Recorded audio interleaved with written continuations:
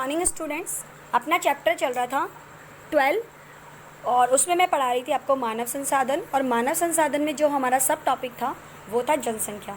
जनसंख्या में हमने पढ़ लिया था आकार के बारे में, घनत्व के बारे में, और जनसंख्या का जो वितरण होता है वो कैसे कैसे कहाँ कहाँ होता है, क्यों होता है, वो बता दिया था मैंने आपको। इसके गुण बता दिए थे, विशेषताएँ बता दी थी मैंने आपको। अब हम इसमें जो पढ़ेंगे वो पढ़ेंगे हम जनसंख्या वृद्धि। मैंने आपको बताया था जनसंख्या वृद्धि का मतलब होता है कि एक साल में या एक महीने में या एक दिन में कितनी जनसंख्या वृद्धि हो रही है। तो वैसे तो हम जब निकालते हैं जनसंख्या वृद्धि तो हम निकालते हैं हर 10 साल में हमारे यहाँ पर जनगणना होती है। ये तो आपको मालूम होगा अच्छी तरह से कि हर 10 साल में जो जनगणना की जाती है और जिस साल में की गई है उसको नए साल में काउंट करके और उसमें से माइनस कर दिया जाता है। जैसे मान लीजिए अपनी जनगणना हुई थी 2011 के अंदर, ठीक है। अब अपनी जो नेक्स्ट जनगणना होगी वो 2021 में होगी। तो 2011 की जनगणना को 2021 की जनगणना से जब हम निकालेंगे तो जो डिफरेंस आएगा वो ही जनसंख्या वृद्धि कहलाएगी। यानी 10 साल में कितनी जनसंख्या वृद्धि हुई। वैसे तो हमारे यहाँ पर डे की, पर हार्स की, यानी पर घंटे की, पर डे की, पर मंथ की, पर ईयर की और 10 साल की सबकी निकाली जाती है। हमें ये भी पता है कि साल में कितनी वृद्धि हो रही है, एक घंटे में कितने बच्चे जन्म ले रहे हैं, ये सब कुछ हमें मालूम होता है। लेकिन एक सिस्टम बना रखा है कि 10 साल की जनसंख्या वृद्धि को ही हमें काउंट करना है, ठीक है। तो इसमें हमें देखना है कि जनसंख्या वृद्धि में होता क्या क्या है और किस तत्वों को इनमें तत्वों के आधार पर इसको अंकित किया जाता है कि भाई क्या जनगणना है, कितनी वृद्धि हो रही है, कैसे वृद्धि हो रही है, कितनी मृत्यु दर है, कितनी जन्म दर है, ये सब। तो हम पढ़ते हैं जनसंख्या वृद्धि के बारे में। जनसंख्या वृद्धि का अर्थ होता है किसी विशेष समय अंतराल में किसी देश, राज्य, स्थान के निवासियों की संख्या में परिवर्तन। इस प्रकार के परिवर्तन को दो प्रकार से व्यक्त किया जाता है। पहला है सापेक्ष वृद्धि और दूसरा है प्रति वर्ष या प्रति 10 वर्ष में होने वाली प्रतिशत परिवर्तन के द्वारा। तो सापेक्ष वृद्धि मैंने आपको बताई थी कि जो जन्म दर हो रही है, रेगुलर जो बर्थ हो रहा है और उसमें जो मृत्यु हो रही है, तो जन्म जो है उसको काउंट किया जाता है जनसंख्या के अंदर। और फिर 10 साल की निकाल ली जाती है, 10 साल की या हर साल की निकाली जाती है। किसी स्थान की जनसंख्या में वृद्धि या कमी जन्म या मृत्यु के अंतर एवं प्रवसन के कारण होती है। अब देखिए, मैंने आपको पहले भी बताया था कि जनसंख्या वृद्धि को कैसे काउंट किया जाता है। तो एक स्थान पे कितने व्यक्ति जन्म ले रहे हैं और उनमें से कितने लोग की मृत्यु हो रही है, कितनी मृत्यु हो रही है, तो जो जन्म दर है वही असली जनसंख्या है। और उसके बाद में एक मैंने आपको बताया था कि कोई जब व्यक्ति गांव से आता है और शहर की ओर आता है, तो जो व्यक्ति 5 व्यक्ति, ये मान लीजिए गांव से शहर की ओर आ रहे हैं, तो गांव की 5 लोगों की जनसंख्या घट गई है और शहर की 5 जनसंख्या क्या हो गई है, 5 लोगों की जनसंख्या जुड़ गई है। तो ये एक स्थान से दूसरे स्थान में जो व्यक्ति आ रहा है ये कहलाता है प्रवसन। और ये प्रवसन या प्रवास जो होता है ये क्यों होता है? क्योंकि ये रोजगार के लिए होता है, शिक्षा के लिए होता है, रोज़मर्रा की आवश्यक कार्यों के लिए होता है। तो ये कुछ ये निश्चित नहीं होता है, कुछ समय के लिए ही होता है कि एक स्थान से दूसरे स्थान पे व्यक्ति क्या कर रहा है, निवास कर रहा है। प्रत्येक वर्ष या एक दशक में बड़ी जनसंख्या कुल जनसंख्या में वृद्धि का परिणाम है। ये मैंने आपको बताई देता कि जब हमको जनसंख्या वृद्धि निकालनी होती है तो हम कैसे निकालेंगे जनसंख्या को, कि जनसंख्या को निकालेंगे कि पिछले 10 साल की जनसंख्या 2011 की जनसंख्या क्या थी और 2021 में क्या है। तो 2011 की जनसंख्या को 2021 की जनसंख्या से निकाल देंगे तो वही जनसंख्या वृद्धि दर है। और प्रतिशत में कैसे निकालेंगे कि इसकी दर क्या है, जनसंख्या की वृद्धि दर क्या है, मतलब किस स्पीड से जनसंख्या वृद्धि दर हो रही है। तो ऐसे है कि 100 व्यक्ति, मान लीजिए 100 व्यक्तियों की जनसंख्या मूल जनसंख्या है, मतलब 100 जनसंख्या 2011 में थी, ठीक है। और 2011 के बाद में 4 लोगों की और जन्म हो गया, तो 4 लोगों का जो जन्म हुआ 100 व्यक्तियों पर, तो वो जो 104, 100 प्लस 4 को हम जोड़ेंगे तो 104 हो जाएगा। और जो 104 हो रहा है वो क्या कहलाएगा यहाँ पर, जनसंख्या वृद्धि दर। अब प्रतिशत में पूछेंगे तो हम कैसे बोलेंगे इसको, हम बोलेंगे कि 100 व्यक्तियों पर 4 व्यक्तियों का जन्म हो रहा है, तो ये क्या कहलाएगा, जनसंख्या वृद्धि दर। और इसको कैसे बोलेंगे हम, 4%, यानी 100 पर 4 व्यक्तियों का क्या हो रहा है, जन्म हो रहा है। तो ये आ गया आपको समझ में। तो किसी वर्ष की मूल जनसंख्या में प्रत्येक 100 व्यक्तियों पर हुई वृद्धि दर को जनसंख्या वृद्धि दर कहते हैं। अर्थात किसी स्थान या देश की वार्षिक मूल जनसंख्या में प्रत्येक 100 व्यक्तियों पर यदि 4 व्यक्तियों की वृद्धि होती है तो प्रतिवर्ष जनसंख्या वृद्धि दर 4% कहलाएगी। तो ये तो मैंने आपको अच्छी तरह समझा दिया है। टेबल में बताया गया है कि 1951 में हमारी क्या वृद्धि दर थी, 1961 में क्या थी, और 2011 में हमारी क्या वृद्धि दर थी। ये इंपॉर्टेंट नहीं है आपके लिए, बस आप इतना समझ लीजिए कि हमारे देश की जो जनसंख्या वृद्धि दर वर्तमान में जो चल रही है वो 2% हिसाब से चल रही है। 2% के हिसाब से जनसंख्या वृद्धि दर हमारे यहाँ पे हो रही है। आगे चलते हैं हम लोग। ये टेबल है कि 1951 में 1.25 थी और 2011 में 1.64 हो गई है। तो 2021 तक 2% थी या 2.5% मान लीजिए। अब अभी आएगा भी हुआ, काउंट हुआ नहीं है। अगर आप देखोगे सबसे ज़्यादा जनसंख्या वृद्धि दर कौन से साल में हुई, टेबल में देखोगे तो सबसे ज़्यादा जो जनसंख्या वृद्धि दर हुई वो 1981 में हुई थी। ठीक है, क्योंकि इस वक्त क्योंकि जो हमारे यहाँ पर पहले बहुत बीमारियाँ थी, लेकिन 1981 में चिकित्सा विभाग में बहुत अच्छी तरीके से तरक्की की हमारे, तो लोगों मृत्यु दर का क्या हुआ, मृत्यु दर का प्रतिशत घटा और जन्म दर का क्या प्रतिशत क्या हुआ, बढ़ा। तो इस साल हमारे यहाँ पर जनसंख्या वृद्धि दर बहुत अच्छी हुई थी। तो अच्छी तरह से काउंट करेंगे इसको बाद में अपन देखते हैं आगे के चैप्टर में। भारत की जनसंख्या 1951 में 3,610 मिलियन से बढ़कर 2011 में 121.19 मिलियन हो गई। सारणी चित्र में बताता है, ये मैंने आपको बता दिया। राजस्थान में भी जनसंख्या वृद्धि दर तेजी से बढ़ रही है। राज्य की जनसंख्या की दशकीय वृद्धि दर 1981 में 32.97% थी। हालांकि बाद की जनगणनाओं में जनसंख्या वृद्धि दर में कमी भी हुई है, क्योंकि लोगों को क्या समझ में भी आ गया कि ज़्यादा जनसंख्या या ज़्यादा बच्चे पैदा करना भी क्या है, नुकसानदायक है। क्योंकि उनकी ख्याल भी रखना है, उनको पढ़ाना भी है, उनके अच्छे पोषण की रक्षा भी करनी। तो लोगों को जागरूक हो गए, समझ में आ गई, और बहुत सारे कार्यक्रम सरकार के द्वारा चलाए भी गए थे, है ना। तो परिवार नियोजन कार्यक्रम के तहत लोगों को समझाया गया कि छोटा परिवार ही सबसे अच्छा परिवार है और बच्चों की उसमें क्या करनी चाहिए, हमको तरक्की के लिए आगे की सोचनी चाहिए। तो वृद्धि दर में कमी भी आई। जनसंख्या की दशकीय वृद्धि दर बहुत कम होकर के 2001 में 28.41 रह गई, 2011 में 21.44 रह गई। इसके बावजूद भी भारत की जनसंख्या जो है दशकीय वृद्धि 17.64 के हिसाब से रेगुलर हमारे यहाँ पर क्या हो रही है, बढ़ रही है। राजस्थान में 2001-11 के दशक में जनसंख्या वृद्धि दर में बाड़मेर जिले में सबसे ज़्यादा 32.55% सबसे अधिक रहा, और सबसे कम जनसंख्या वृद्धि दर हुई वो किसमें हुई, गंगानगर में 10.6% के हिसाब से।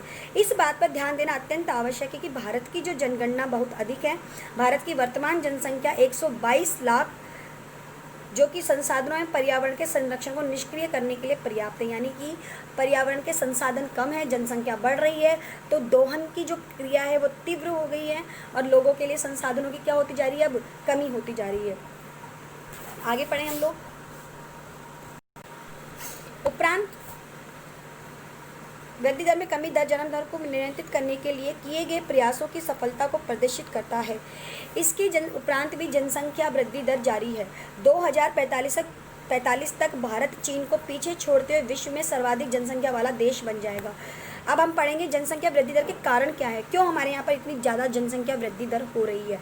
तो जनसंख्या में होने वाली वृद्धि या परिवर्तन के 3 प्रमुख कारण हैं, जिसमें सबसे पहला कारण है जन्म दर, दूसरा है मृत्यु दर और तीसरा है प्रवास। ये तीनों मैंने आपको बता दिया कि जन्म दर क्या होती है, मृत्यु दर क्या होती है, प्रवास क्या होता है। प्रवास एक स्थान से दूसरे स्थान पर जब व्यक्ति चला जाता है कुछ समय के लिए तो उसको प्रवास कहा जाता है।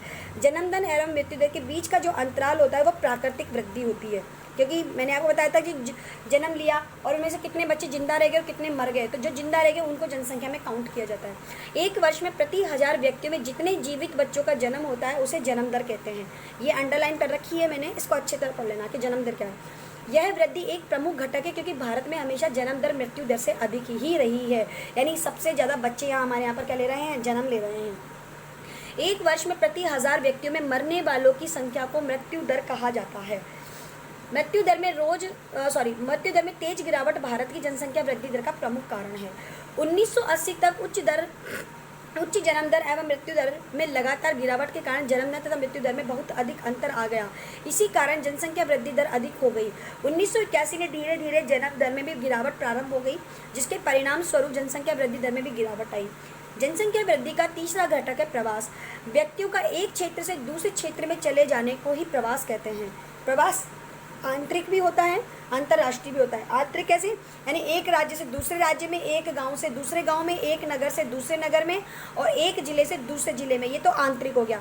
और अंतर्राष्ट्रीय होता है एक देश से दूसरे देश में, यानी भारत का व्यक्ति अमेरिका चले जाए, जापान चले जाए, चीन चले जाए, तो ये कैसा प्रवास है, ये अंतर्राष्ट्रीय प्रवास है। आंतरिक प्रवास देश जनसंख्या के आकार में कोई परिवर्तन नहीं करता, यानी आंतरिक प्रवास हो रहा है, जैसे मैंने आपको बताया था कि गांव से गांव में हो रहा है, नगर से नगर में हो रहा है, तो गांव की जनसंख्या नगर में हो रही है, लेकिन अपने अगर राजस्थान की बात करें तो राजस्थान की जनसंख्या वही है। जैसे मान लीजिए राजस्थान की जनसंख्या है ना, अब राजस्थान की जनसंख्या 6 करोड़ है, और 6 करोड़ में गाँव का व्यक्ति अगर जयपुर आ रहा है, यानी दौसा का व्यक्ति कोई जयपुर में आ रहा है, तो राजस्थान की जनसंख्या में कोई फ़र्क नहीं पड़ रहा है। लेकिन अगर बात करें कि गांव की जो जनसंख्या थी उसके व्यक्ति गांव में शहर में आ गए, तो गांव के लोग घट गए और शहर के लोग बढ़ गए, लेकिन इसको आंतरिक प्रवास में कोई परिवर्तन नहीं आएगा, देश की जनसंख्या में कोई परिवर्तन नहीं होगा। लेकिन यह एक देश के भीतर जनसंख्या के वितरण को प्रभावित करता है। जनसंख्या के वितरण एवं उसके घटकों को परिवर्तित करने में प्रवास की महत्वपूर्ण भूमिका है। कैसे? ऐसे कि गांव के जब लोग शहर में आएंगे तो शहर की जनसंख्या बढ़ जाएगी, और वहाँ पर क्या हो जाएगा, धीरे धीरे घनत्व बढ़ जाएगा। जैसे जयपुर का घनत्व बहुत ज़्यादा है ना, और जैसलमेर का देखोगे तो 17 ही बताया था मैंने आपको कि 1 किलोमीटर स्क्वायर के अंदर मात्र 17 लोग ही रह रहे हैं, और जयपुर के अंदर बात करोगे तो 500 व्यक्ति रह रहे हैं 1 किलोमीटर स्क्वायर के अंदर। ये हम घनत्व भी पढ़ेंगे आगे चल करके। तो इस तरह से हम जो ये जनसंख्या घनत्व शहर में बढ़ रहा है उससे क्या होती है, बहुत सारी प्रॉब्लम्स भी क्रिएट होती है, समस्याएं भी होती हैं। वो समस्याएं क्या क्या है? वो समस्या ये है कि हमारे यहाँ पर क्या हो रहा है कि शहरों में गंदगी बढ़ रही है, कच्ची बस्तियों का निर्माण हो रहा है, और हमारे यहाँ का जो पोषण का सिस्टम है वो ख़त्म होता जा रहा है। तो इससे बहुत सारी प्रॉब्लम क्रिएट भी होती हैं, जो आगे हम पढ़ लेंगे आगे इसमें। अभी हम आगे पढ़ते हैं कि जनसंख्या वितरण में क्या होता है, परिवर्तन होता है, और प्रवास का इसमें बहुत महत्वपूर्ण योगदान होता है। भारत में अंतर्राष्ट्रीय सर्वाधिक प्रवास ग्रामीण से ग्रामीण में होता है, क्योंकि शादी के बाद महिलाएं प्रवासी होती हैं। दूसरे नंबर पर प्रवास ग्रामीण से शहरी क्षेत्रों की ओर होता है, क्योंकि ग्रामीण क्षेत्रों में अपकर्षण कारण प्रभावी होता है। ये ग्रामीण क्षेत्रों में गरीबी एवं बेरोजगारी की प्रतिकूल अवस्थाएं हैं, तथा नगर का आकर्षण प्रभाव रोजगार में वृद्धि एवं अच्छे जीवन स्तर को दर्शाता है। लोग क्यों जाते हैं गांव शहरों में? और क्योंकि उनकी आवश्यकताओं की पूर्ति या उनको मूलभूत आवश्यक जो उनके ज़रूरी कार्य हैं वो पूरे अच्छी सुविधाओं के साथ में हो जाते हैं। अब हम पढ़ेंगे जनसंख्या घनत्व। जनसंख्या घनत्व मैंने बता दिया था कि 1 किलोमीटर के दायरे में, 1 किलोमीटर स्क्वायर यानी 1 किलोमीटर क्षेत्रफल में जहाँ व्यक्ति अधिक से अधिक रह रहे हैं वो क्या कहलाता है? जनसंख्या घनत्व कहलाता है। तो जनसंख्या घनत्व असमान वितरण का चित्रण करता है। प्रति इकाई क्षेत्रफल में रहने वाले व्यक्ति की संख्या को क्या कहते हैं? जनसंख्या घनत्व कहते हैं। 2011 में भारत की जनसंख्या घनत्व जो थी, भारत की बोल रहे हैं, 382 व्यक्ति प्रति वर्ग किलोमीटर, या राज्यों में बिहार का जनसंख्या घनत्व सर्वाधिक है, 1102 प्रति व्यक्ति वर्ग किलोमीटर स्क्वायर में है। सर्वाधिक यहाँ कहाँ पर है? बिहार में। और सबसे कम अरुणाचल प्रदेश में है, 17। ऐसे ही राजस्थान की बात करें तो सर्वाधिक जयपुर में है, और सबसे कम जैसलमेर में है। ये आगे मैं पढ़ाऊंगी इसके अंदर। अब यहाँ पर ये अंडरलाइन करने की बात है कि भारत का जो जनसंख्या घनत्व है 382 है। ये कौन से उसके हिसाब से? 2011 के हिसाब से है, ठीक है। तो और बिहार का क्या है? 1102 है, ये राज्यों के हिसाब से है। तो ये मैंने आपको पूरा पढ़ा दिया। सामने आपके जो टेबल है उस टेबल में बताया भी गया है कि हमारा कौन कौन सी ईयर में कितना कितना जनसंख्या घनत्व था और वास्तविक वृद्धि क्या थी, यानी जो साल में बढ़ा है उसमें कितना घटा है और कितना बढ़ा भी है। इसके बाद में हम आगे पढ़ेंगे। राजस्थान का जनसंख्या घनत्व 2011 में 201 यानी 201 व्यक्ति प्रति वर्ग किलोमीटर, यह राजस्थान का है। तो 2001 में जनसंख्या घनत्व 165 ही था, और इसकी तुलना में 36 प्रति व्यक्ति की क्या हुई है? यहाँ पर बढ़ोतरी हुई है, यानी वृद्धि हुई है। तालिका 1200.6 में राष्ट्र स्तरीय जनसंख्या घनत्व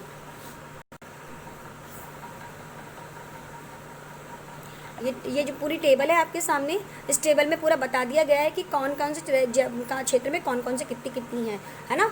तो मैं जनसंख्या जिलों में जनसंख्या घनत्व संबंध में भारी असमानता है। 2011 में राजस्थान का सर्वाधिक जनसंख्या घनत्व 598 प्रति वर्ग किलोमीटर जयपुर में, जो मैं बता रही थी, और सबसे कम जैसलमेर में, जो कितना है? 17। ठीक है, आपके टेबल के अंदर दिया भी हुआ है ये सब कुछ, एक बार देख लीजिएगा। ये हमारा मैप है। मैप में आपको दिख रहा होगा जो डार्क वाला जोन है वो कैसा है? वो सर्वाधिक जनसंख्या घनत्व का है। उसके बाद में अगर फिर बाद में हम आ जाएं किस में, तो जयपुर के बाद में आएगा फिर दौसा आ जाएगा, भरतपुर आ जाएगा, है ना। ये 3 क्षेत्र हैं जिनमें जयपुर में 598 है, दौसा में 476 है और भरतपुर में 503 है। यानी जयपुर में 598 फर्स्ट नंबर पे आ गया, सेकंड नंबर पे भरतपुर आ गया, थर्ड नंबर पे कौन आ गया, दौसा, और उसके बाद में फिर अलवर आ जाएगा और उसके बाद में क्या आ जाएगा, सीकर आ जाएगा। तो ये जनसंख्या घनत्व राजस्थान का है। और सबसे सब आपको मैप के अंदर अच्छी तरह दिखाई दे रहा है, जो नंबर्स लिखे हुए हैं ये जनसंख्या घनत्व की। जैसलमेर का सबसे कम 17 है और जयपुर का सर्वाधिक 598 प्रति वर्ग किलोमीटर स्क्वायर के हिसाब से है ये। ठीक है, यहाँ तक मैंने आपको समझा दिया है। और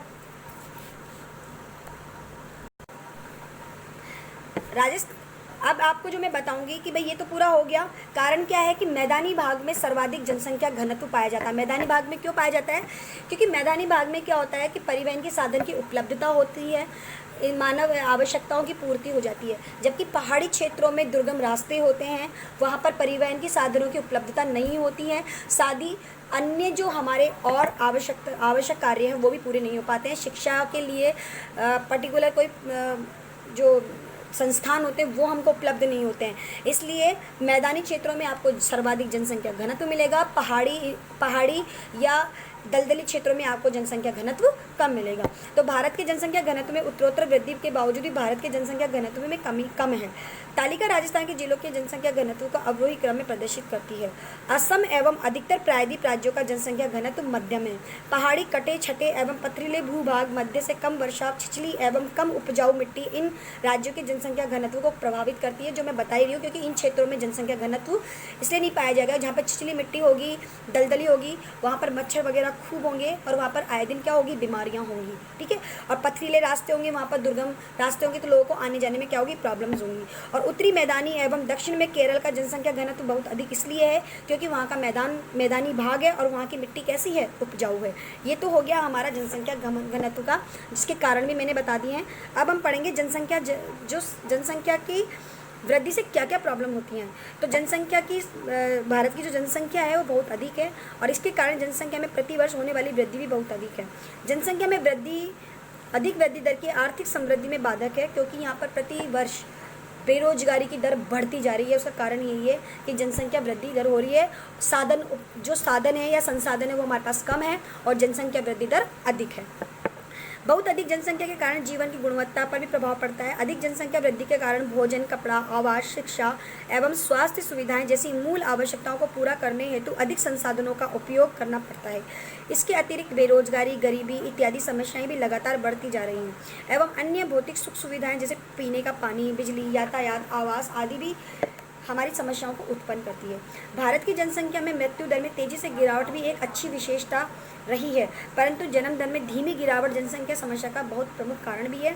अतः जन्म दर में कमी करके जनसंख्या समस्या का समाधान करना बहुत आवश्यक है, तभी हम लोग को मूलभूत आवश्यकताओं की पूर्ति सही तरीके से हो पाएगी। नहीं तो आने वाली पीढ़ी हमारी इन साधनों के लिए क्या करेगी, तरसेगी। यहाँ तक मैंने आपको पढ़ा दिया है। इन सब चैप्टर्स को, जब चैप्टर कंप्लीट हो जाएगा तब जाकर के मैं आपको क्वेश्चन आंसर्स दूंगी। ठीक है, तब तक आप इस चैप्टर को अच्छी तरह पढ़ें। बहुत इंपॉर्टेंट चैप्टर है ये और इससे बहुत अच्छे अच्छे क्वेश्चंस भी बनते हैं। ठीक है बच्चों, थैंक यू। वीडियो को लास्ट तक देखें, अच्छी तरह देखें। Okay, thank you.